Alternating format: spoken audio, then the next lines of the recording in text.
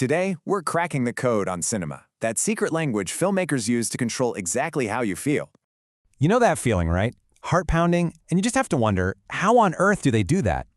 Well, it's a visual language, and once you learn a few phrases, you'll never watch movies the same way again. So, part 1, building the world. It all starts with where the director decides to place the camera.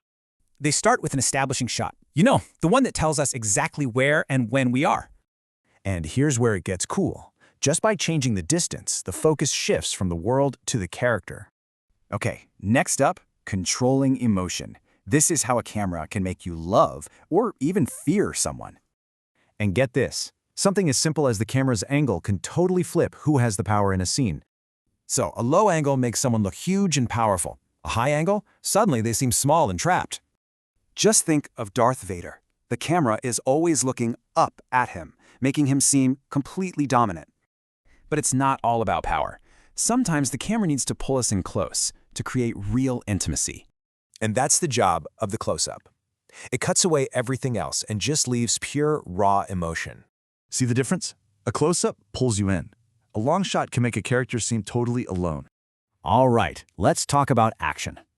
How do filmmakers dial up that heart-pounding energy? It really boils down to two things: how the camera moves and the rhythm of the editing. A handheld camera gives you that shaky, urgent feeling that puts you right inside the chaos. But for that pure, stomach-dropping feeling of disorientation, you use the dolly zoom, aka the vertigo effect. It perfectly captures that moment of panic or shocking realization. Yep, just like in Jaws. But the camera is only half the story. Editing is just as important. The cut is like the film's punctuation. Different cuts do different jobs. A straight cut feels smooth. A cross cut, that's for building serious suspense. And here's the real secret. These tools are almost never used alone. The masters combine them for maximum impact.